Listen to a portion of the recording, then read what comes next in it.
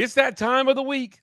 Time to see who's in and who's out for the Knights when they head west to face BYU.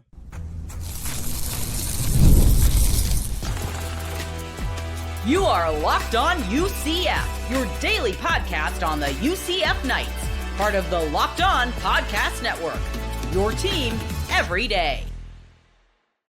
Welcome on in to Locked On UCF, your daily UCF podcast. I'm your host, Mike G. Thank you so much for making us your first listen of every single day. Turn us up, turn us on, we'll turn it out. I'm here with my good friend James Duncan, UCF sports commentator extraordinaire, to talk a little UCF football. If you are watching this after Thanksgiving, I hope you had a happy Thanksgiving with your family, ate to your heart's desire, and are thankful for some UCF football. We get one more game. Hopefully, we're thankful for a UCF win, James.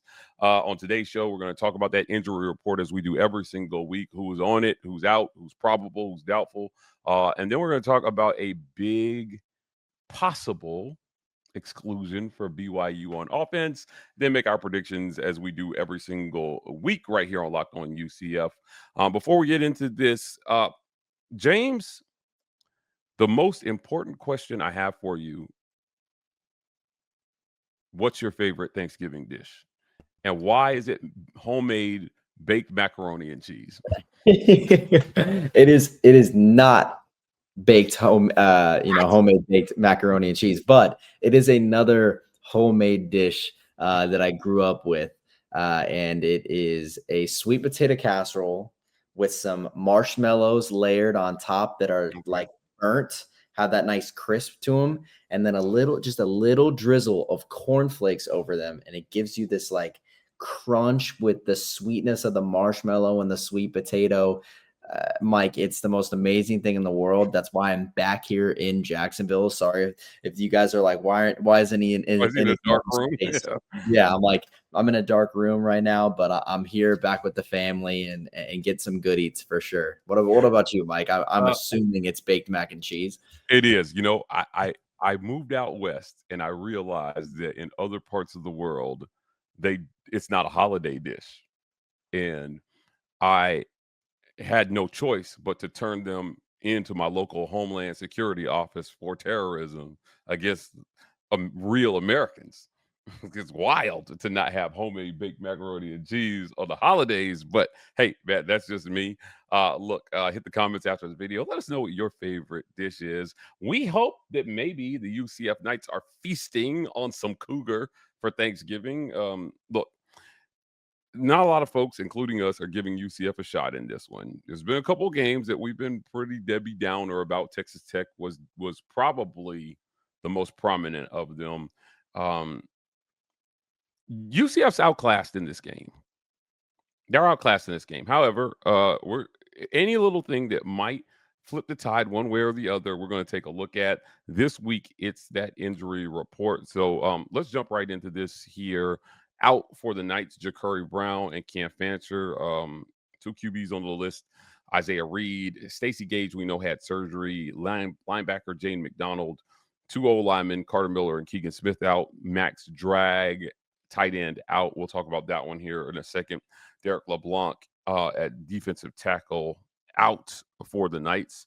Questionable is linebacker TJ Bullard and Jacob Mayaba, I think I said that right, another old lineman, questionable for the Knights. Let's stop here. And before we get to BYU, talk to me, man. Before we started recording, you had some feelings about Max Drag potentially being out in this one, James. If you're UCF, you need all hands on deck to win this game, and you potentially need some guys to step up and do things that they haven't done all year. You need heroes to emerge. And certainly if you're on the out list, that's a whole list of heroes that aren't going to pop up for this one. No one's showing up with a cape from the out list here.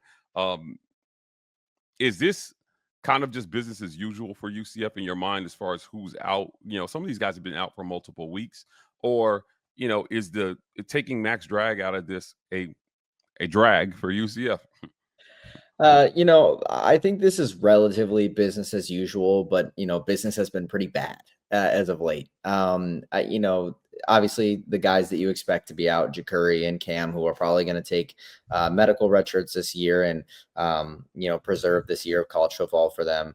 Guys like Derek LeBlanc, who, we were one of the only people to cover the fact that he had gone out in that game. He had come out of that game and dressed, in regular street clothes afterwards. After he had gotten hurt, came out of the game. And we figured he was probably going to end up being on this list. Lo and behold, he is on this list.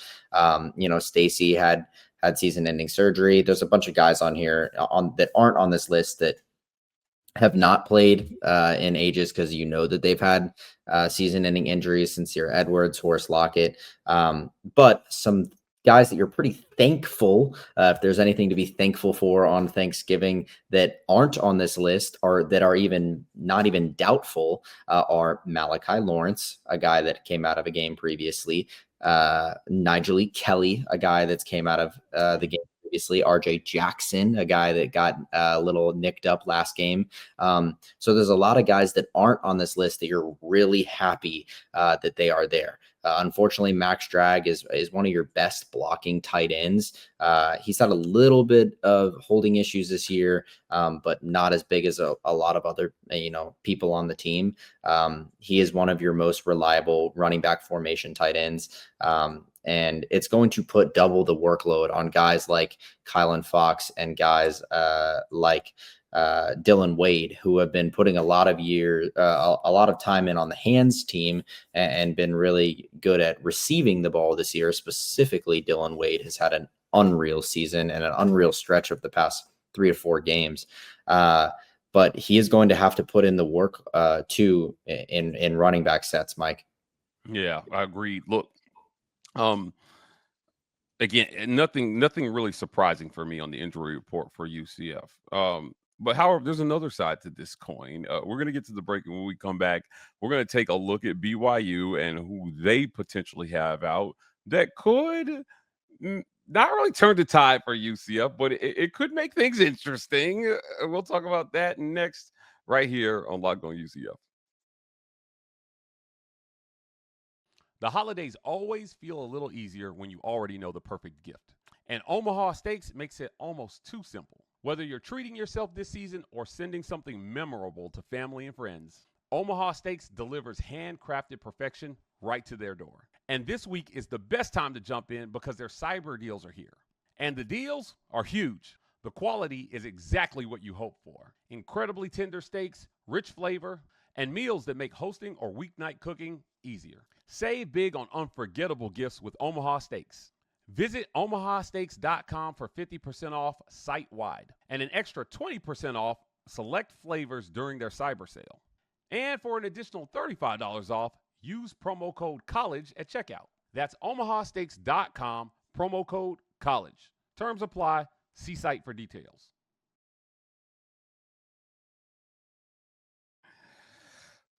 Taking a look at the BYU list here. I'm going to go backwards. Probable is cornerback Tayven Beasley, but out and doubtful for BYU. Linebacker Max Alford, running back Siona Moa. Doubtful Chase Roberts. Also Peyton Van Steenkeist. Waylon Lapuoa. Boy, they're really stressing me with these names here. Anisi Purcell, Aluve Fatuli. Wow. If I butchered any of that, I apologize. But the guy who's easiest to pronounce and probably the most impactful is Chase Roberts. He is their leading receiver by yards, and he is doubtful.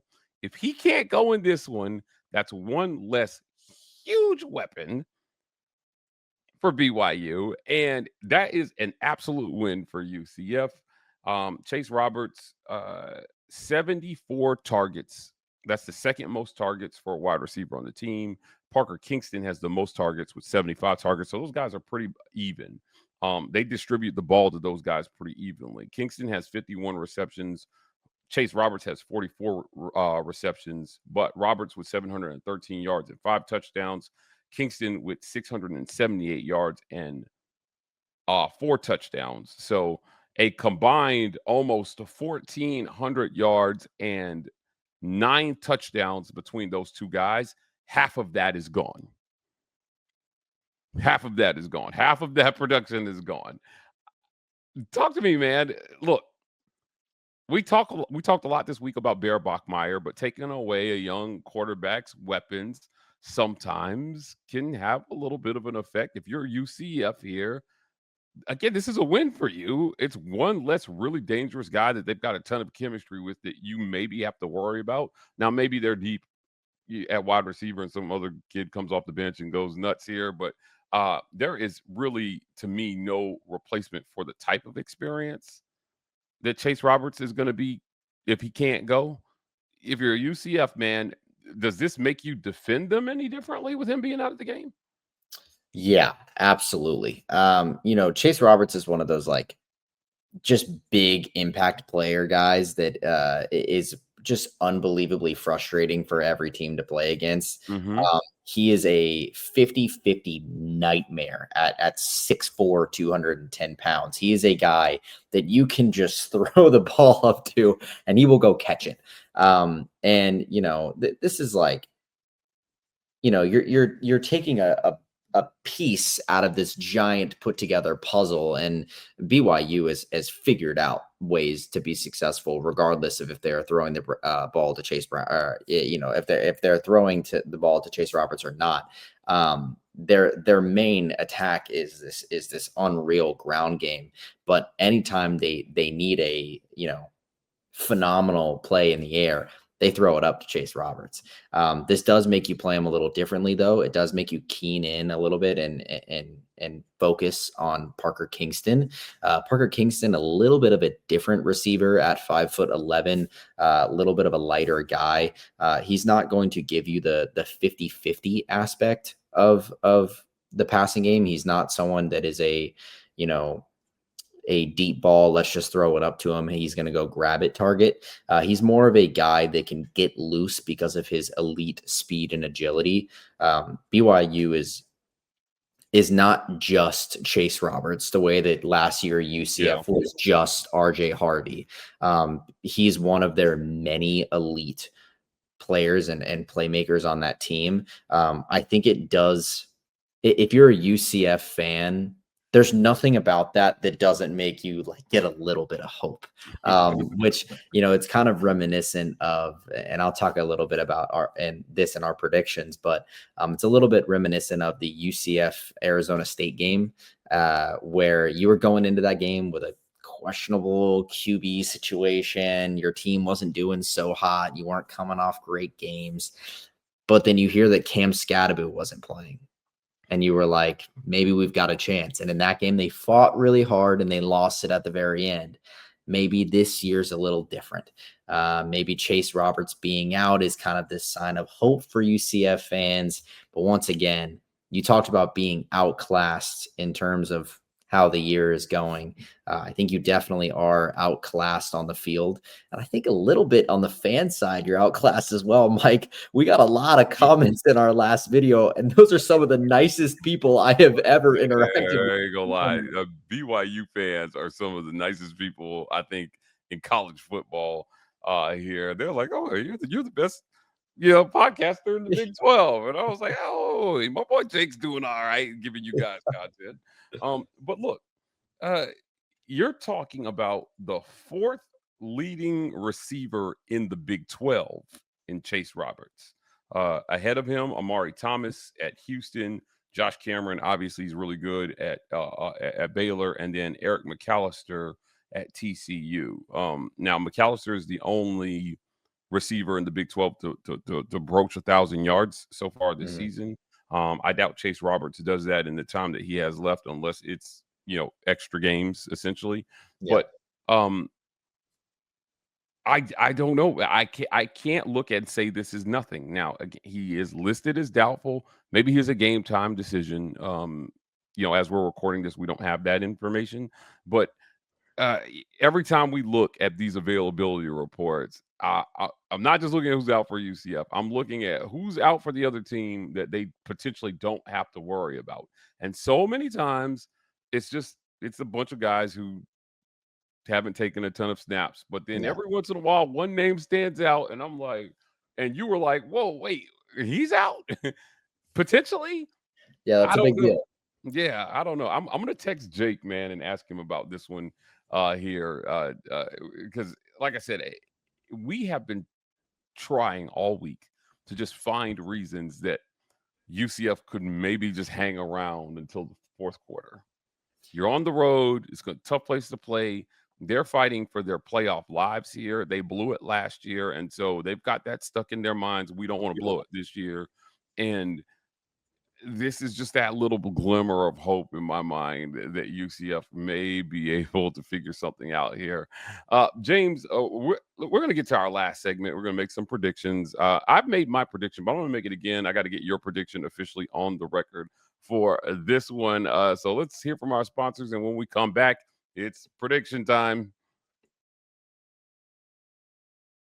The NBA is back, and there's no better place to get in on the action than with FanDuel, the official sports betting partner of the NBA. Even if you missed the start of the game and want to ride the hot hand, FanDuel has live bets on anything from who will score next to fourth quarter comebacks. You can even combine all your bets into a same-game parlay for a chance at an even bigger payout. This is my favorite thing to do. It keeps every game exciting, especially when your team is making that late push. Right now, FanDuel is giving new customers up to $300 in bonus bets if your first $5 bet wins. That's right, up to $300 in bonus bets if your first $5 bet wins. So head to FanDuel.com today and play your game with FanDuel, the official sports betting partner of the NBA.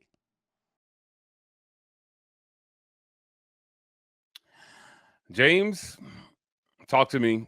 I already made my prediction, so everybody's heard it already. I called this one 42-21 BYU. I think Andrew went 38-17 or 38-13 BYU. This news about Chase Roberts does potentially, because again, he's doubtful, so we don't know if he's out or not. But doubtful usually means that they're leaning out. Questionable is like he's hurt, but he will probably play. It doesn't really move the needle for me in this one. I think if anything, maybe I say 35-21 with Chase Roberts out.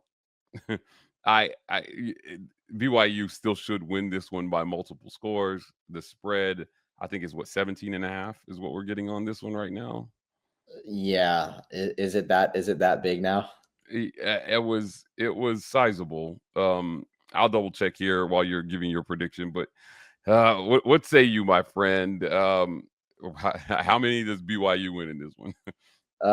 Yeah, no, I think you'd be silly to think any other way. And I've gotten a lot of flack this year for being like, no, I think UCF's gonna pull this one out. But I think BYU is a 17.5-point favorite. ESPN FPI gives them a 93.6% chance to score. To win. I think the over under is at like 47.5. Yep. BYU just got a big.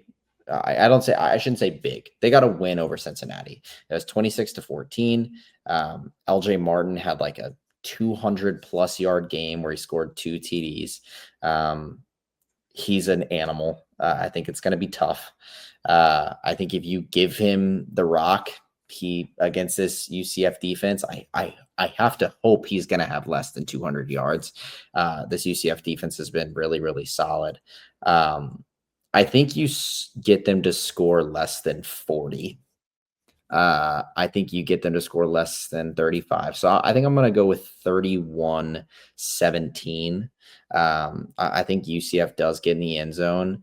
And I think that if that field goal comes, it's going to come early. Because I think that right now Scott knows that he's got something to play for and they've got nothing to lose. BYU has something to play for, but they also have something to lose. Yeah, everything to lose. Yeah. Yeah. And if BYU loses this game, it's going to be very important for them in terms of college football playoff implications. Now, they can still get into the college football playoff because they can make the Big 12 championship depending on a couple different things. And if they win the Big 12 championship, then they can get the at-large, then they can get the bid. Texas Tech will get the at-large bid. Then you have 2 guys in. But it makes it a lot harder for them. And if they win this game, then they probably make the at-large bid anyway. But Scott's 5-6 with a brand new program, 70 transfers. He's got nothing to freaking lose. I don't see why you don't dig deep in your bag of tricks, because UCF fans are expecting disappointment this Saturday. They're expecting disappointment. They are expecting what everybody's been telling them all year, and that is they are going to get blown out by Texas Tech and BYU. I don't see why you're not digging deep in your bag of tricks and you're running trick plays every drive. You're subbing on your quarterback and punter, and you're doing, like, I don't even care at this point. I just want you to do anything to try and get these guys to win. And I think our seniors are motivated to win. I think Kelly and Malachi and Myles and Jaden and Paul, like, these guys want to win.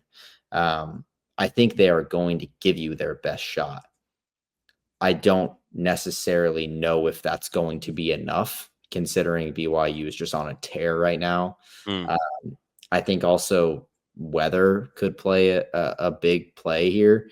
It potentially will be snowing in Provo, but it's good that it's early in the day. It's not a freezing night out there in Provo. It's earlier in the day, so hopefully the UCF guys will be feel a little bit better. 39 degrees. Yeah, at kick. It's gonna be cold. Yeah. So that's my prediction. I'm gonna go with 31-17. Look, man, it's not a bad prediction. We gotta live in reality at this point. In terms of the Big 12 race for the playoffs, again, a precedent was set last year. The Big 12 only got their conference champion in.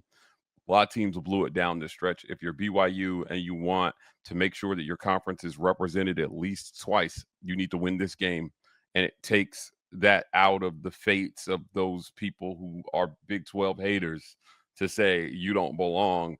And then you potentially don't have to win the Big 12 title game to get to the college football playoff.